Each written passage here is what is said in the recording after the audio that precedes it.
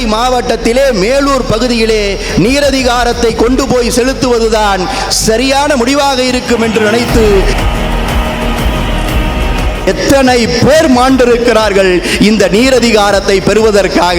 முல்லை பெரியாற்று அணையோட நீரின் அதிகாரத்தை பெற்றவர்கள் மேலூர் மக்கள் தான். நான் இந்த நூலை விற்கிறேன் என்று அவர் சொல்லவில்லை, அந்த மண்ணிடமும் மக்களிடமும் கொண்டு போய் சேர்க்கிறேன் என்று சொல்லிவிட்டு இன்றைக்கு இந்த விழாவை அவர் நடத்தி கொண்டிருக்கிறார். ஆனால் வேலூர்காரங்களுக்கு ரொம்ப துணிச்சல். இது எவ்வளவு பெரிய விஷயம் என்று சொல்லி பாருங்கள். இந்த நூலை விஜயா பதிப்பகம் பதிப்பிக்கவில்லை, ஆனந்த விகடன் பதிப்பகம் பதிப்பித்திருக்கிறது. அதேபோல் வெண்ணிலா அவர்களும் கேட்கவில்லை, எனக்கு ஒரு விழா நடத்தி என்னுடைய நூலை நீங்கள் எல்லோரிடமும் எடுத்துச் செல்லுங்கள் என்று அவரும் கேட்கவில்லை.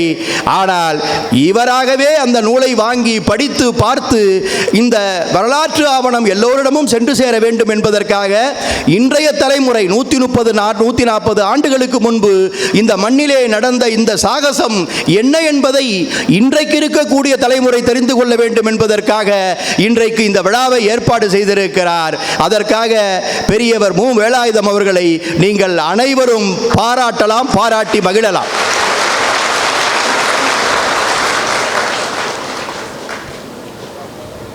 இந்த விழா நடைபெறுகின்ற இந்த மேலூர் மண், மதுரை மாவட்டம் மேலூர் மண் என்பது வரலாற்றிலே இன்றல்ல நேற்றல்ல, பன்னெடுங்காலமாகவே புகழ்பெற்ற ஒரு மண். நீங்கள் எல்லாம் அறிந்திருப்பீர்கள்.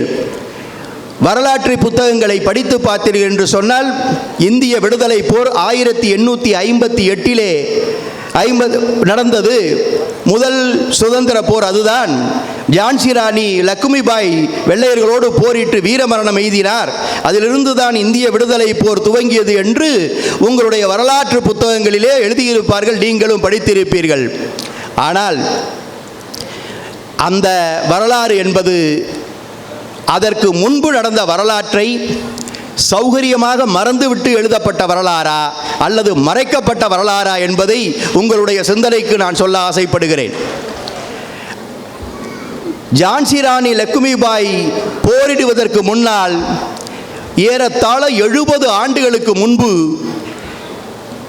இந்த பாரத தேசத்தினுடைய தென்கோடியிலே, தமிழ் கூறும் நல்லுலகிலே, இந்த தமிழ் மண்ணிலே, நெல்லையிலே, நெற்கட்டும் சேவலிலே பூலித்தேவன் என்கின்ற விடுதலை வீரன் தான் முதல் குரலை ஆங்கிலேயனுக்கு எளிதாக எழுப்பினான். 1756.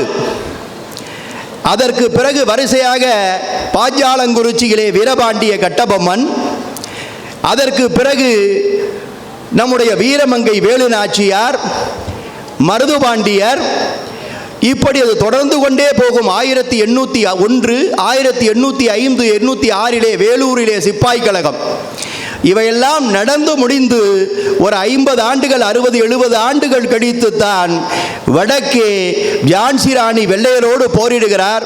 ஆனால் வரலாறு என்பது நீங்கள் படித்தவரை பார்த்தால் 852 துவங்குமே ஒழிய 756 தமிழ் மண்ணிலிருந்து இந்திய விடுதலை போராட்ட வரலாற்றை யாரும் துவக்குவதில்லை. இதை முதலிலே தமிழர்கள் நீங்கள் உணர வேண்டும். இந்த 756க்கு முன்பு, நான் எதற்காக இதை குறிப்பிட்டு சொல்கிறேன் மேலூரிலே என்று சொன்னால், இந்த 756க்கு முன்பே முதல் கிழக்கிந்திய கம்பெனிக்காரர்கள் இந்த பகுதியிலே வருகின்ற பொழுது அவர்கள் இந்த பகுதியை கைப்பற்றி விடலாம் என்று நினைக்கிற போது போரிட்டு ஆயிரக்கணக்கான பேர் வீர மரணம் அடைந்த இடம் இந்த மேலூர் மண். மேலூர் அப்படிப்பட்ட ஒரு வரலாற்று சிறப்பு மிக்க ஒரு வீரம் செறிந்த மண்ணை சேர்ந்தவர்களாக நீங்கள் இருக்கிறீர்கள். எனவே இந்த பகுதியிலே நீங்கள் நீரதிகாரத்தை பெற்று, நீங்கள் வாழ்வாதாரத்தை பெற்று விவசாயம் செழித்து நீங்கள் பயனடைகிறீர்கள் என்பது ஒரு பக்கம். அதையும் தாண்டி வீரத்தை நிலைநாட்டிய வீரம் விளைந்த மண் என்பது இன்னொரு பக்கம். எனவே இப்படிப்பட்ட சிறப்புகள் நிறைந்திருக்கக்கூடிய மதுரை மாவட்டத்திலே மேலூர் பகுதியிலே நீரதிகாரத்தை கொண்டு போய் செலுத்துவதுதான் சரியான முடிவாக இருக்கும் என்று நினைத்து பெரியவர் வேலாயுதமும் இங்கே இருக்கக்கூடிய துருவம் அமைப்பும் சேர்ந்துதான் இந்த விழாவை ஏற்பாடு செய்திருக்கிறார்கள். இந்த துருவம் அமைப்பை பற்றி நான் முன்பு அறிந்ததில்லை. இந்த விழாவை ஒட்டி துருவம் அமைப்பு என்கிற போட்டு இருக்கிறதே, இது யார் என்று நான் கேட்ட பொழுது அந்த அமைப்பைச் சேர்ந்த இங்கே ஒரு தம்பதிகள் இருக்கிறார்கள், முரளி பிரீத்தி முரளி என்று. இவர்கள் இருவரையும் அழைத்து வந்திருந்தார் நம்முடைய ஐயா வேலாயுதம் அவர்கள். அவர்களோடு பேசிக் கொண்டிருக்கின்ற பொழுது இப்படித்தான் நாங்கள் ஒரு இளைஞர்களாக சேர்ந்து ஆரம்பித்தோம். இன்றைக்கு நிறைய நல்ல விஷயங்களை இந்த பகுதியிலே செய்து கொண்டிருக்கிறோம். சூழலியலுக்கு நாங்கள் முக்கியத்துவம் கொடுக்கிறோம், மரங்களை நடுகிறோம், நீர்நிலைகளை பாதுகாக்க உதவுகிறோம், இளைஞர்களை நல்வழியில் படுத்துகிறோம் என்று ஒரு பட்டியலையே அவர் சொன்னார். எனக்கு சற்று ஆறுதலாக இருந்தது. காரணம், இன்றைக்கு தமிழ்நாட்டிலே இளைஞர் சக்தி எப்படி வீணடிக்கப்படுகிறது என்பதை நீங்கள் அறிவீர்கள். 100 நாள் வேலை திட்டம் என்ற பெயரிலே அரை மணி நேரம் 1 மணி நேரம் வேலை செய்தால் போரும், பாதி சம்பளத்தை எனக்கு கொடுத்துவிடு, மீதி சம்பளத்தை நீ எடுத்துக்கொள் என்று சொல்லி கிராமங்கள் தோறும் இருக்கக்கூடிய இளைஞர்களை சோம்பேறிகளாகி வைத்திருக்கக்கூடிய ஒரு சமூகம். அப்படி பாதி சம்பளத்தை வாங்குகின்ற அந்த கிராமத்து இளைஞன் வாங்கிய அரை மணி நேரத்திலோ 1 மணி நேரத்திலோ அல்லது மாலை பொழுதிலோ நேராக ஒரு கடைக்கு சென்று அப்படியே அதை கொடுத்துவிட்டு உண்மையான குடிமகனாக மாறிவிடுகிறான். இதையும் தாண்டி இப்படி 200 ரூபாய் கிடைத்தால் 100 150 ரூபாயை செலவு செய்து நான் குடிமகனாக மாற முடியாது, அந்த அளவிற்கு என்னிடம் பணமில்லை என்று சொல்கிறவன் மலிவு விலையிலே ஏதாவது கிடைக்கிறதா என்று பார்க்கிறான். அப்படி மலிவு விலையை தேடி போன ஒரு கூட்டம்தான் இன்றைக்கு கள்ளக்குறிச்சியிலே மாண்டு போய் நிற்கிறது. அப்படிப்பட்ட மாண்டு போனவர்களுக்கு அரசாங்கம் 10 லட்சம் ரூபாயை தருகிறது. இது எவ்வளவு ஒரு தீய முன்னுதாரணத்தை தமிழ் மண்ணிலே உருவாக்கி இருக்கிறது என்பதை நீங்கள் உணருங்கள். இந்த நிலை மாற வேண்டும். இந்த நிலையெல்லாம் மாற வேண்டும் என்று சொன்னால் தமிழ்நாட்டிலே இருக்கக்கூடிய இளைஞன் நல்வழிப்படுத்தப்பட வேண்டும். அவன் பள்ளியிலே சேருகின்ற காலத்திலே, பள்ளியிலே படிக்கின்ற காலத்திலே, கல்லூரியிலே சேருகின்ற காலத்திலே, கல்லூரியிலே படிக்கின்ற காலத்திலே அவன் தொடர்ந்து நல்வழிப்படுத்தப்பட வேண்டும் என்று சொன்னால் இன்றைக்கு இருக்கக்கூடிய தமிழ் சமூகம், இன்றைக்கு இருக்கக்கூடிய வசதிகள் வாய்ப்புகள், இன்றைக்கு அவனுக்கு கிடைத்திருக்கக்கூடிய எல்லா வசதிகளும் வாய்ப்புகளும் தன்னுடைய முன்னோர்கள் எப்படி நமக்கு பெற்றுத்தந்தார்கள் என்கின்ற வரலாறு அந்த இளைஞனுக்கு தெரிய வேண்டும், அந்த யுவதிக்கு தெரிய வேண்டும். அப்படி என்றால் இந்த வரலாறுகளை எல்லாம் சொல்லக்கூடிய தார்மீக கடமையும் பொறுப்பும் யாருக்கு இருக்கிறது என்று சொன்னால் அதில் முதல் ஆளாக வந்து நிற்பவர்கள் நம்முடைய எழுத்தாளர்கள். நான் வரலாற்றை நான் கதை எழுதுகிறேன் என்று அவர்கள் வரவில்லை. அவர்கள் கற்பனையாக எந்த கதையை வேண்டுமானாலும் எழுதலாம்.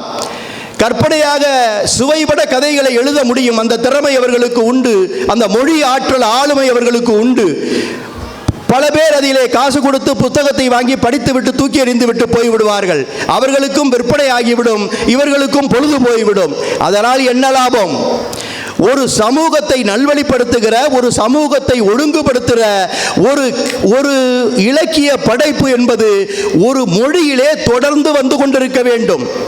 ஏனென்று கேட்டால் 2000 ஆண்டுகளுக்கு முற்பட்டிலிருந்தே தமிழிலே தொடர்ந்து அற இலக்கியங்கள் வந்து கொண்டிருக்கின்றன. அது 2000 ஆண்டுகளுக்கு முன்பு கிமுவாக இருந்தாலும் சரி, கிபி 100வது ஆண்டாக இருந்தாலும் சரி, 2000வது ஆண்டாக இருந்தாலும் சரி, ஒவ்வொரு நூற்றாண்டிலும் தேர்ந்தெடுக்கப்பட்ட மிகச்சிறந்த இலக்கியங்கள் 2000 ஆண்டுகளாக தொடர்ந்து படைக்கப்படுகின்ற ஒரு மொழி உலகிலே இருக்கிறது என்று சொன்னால் அது தமிழ் மொழியை தவிர வேறு மொழி இல்லை. அப்படிப்பட்ட பெருமைக்குரிய தமிழ் மொழியிலே இந்த 21ஆம் நூற்றாண்டிலே தரமான இலக்கியங்கள் வர வேண்டாமா? அப்படி தரமான இலக்கியங்கள் வர வேண்டும் என்று சொன்னால் அதை யார் செய்வது? நம்முடைய இலக்கியவாதிகள், நம்முடைய எழுத்தாளர்கள், நம்முடைய கவிஞர்கள், இவர்கள் தான் அதை செய்ய வேண்டும். அப்படிப்பட்ட ஒரு சூழலில் தான் இங்கே அமர்ந்திருக்கக்கூடிய ராஜேந்திரனும், இங்கே அமர்ந்திருக்கக்கூடிய வெண்ணிலாவும், இன்னும் பல எழுத்தாளர்களும் வரலாற்று புதினங்களை, வரலாற்று சாதனைகளை, வரலாற்று நிகழ்வுகளை, வரலாற்றிலே தடம் பதித்த பல்வேறு விஷயங்களை உள்வாங்கிக் கொண்டு கதை களமாக கதை கருவாக அதை எடுத்துக்கொண்டு அவர்கள் இன்றைக்கு இலக்கியம் படைத்துக் கொண்டிருக்கிறார்கள். அப்படி படைக்கப்பட்ட ஒரு மாபெரும் இலக்கியம்தான் இந்த நீரதிகாரம் என்பதை உங்களுக்கு சொல்லுவதற்காகத்தான் இந்த விழாவை விஜயா பதிப்பகமும் துருவம் அமைப்பும் சேர்ந்து இன்றைக்கு உருவாக்கி இருக்கிறது. வெண்ணிலா அவர்கள் எழுதியிருக்கக்கூடிய இந்த 1500 பக்கங்களை முழுமையாக நான் படிக்கவில்லை. ஏனென்று கேட்டால் நேரமின்மைதான் காரணம். அதை எடுத்து சிறிது தூரம் படித்தேன். மிக விறுவிறுப்பாக சென்றது. ஒவ்வொரு நாளும் இரவிலே எனக்கு ஒரு 12 மணி வரை என்னுடைய வழக்கமான நான் படிக்கக்கூடிய எழுதக்கூடிய பணிகள் இருக்கும். 12 மணியை தாண்டி தூக்கம் ஒரு பக்கம் கண்களை அயர்த்தும் இருந்தாலும் கூட நீரதிகாரத்திலே ஒரு அதிகாரத்தை படித்து விடலாம் என்று சொல்லி எடுத்து படிப்பேன். அப்படி படித்து ஓரளவுக்கு படித்தேனே ஒழிய முழுமையாக படிக்கவில்லை. ஆனால் அந்த அம்மையார் அந்த கதையை, அது திருவாங்கூர் சமஸ்தானத்திலிருந்து துவங்குகிற கதை, கடைசியாக 9 ஆண்டுகள் போராடி அந்த அணை எப்படி உருவாக்கப்பட்டது, எத்தனை பேர் மாண்டார்கள், எத்தனை பேர் மாண்டிருக்கிறார்கள் இந்த நீரதிகாரத்தை பெறுவதற்காக.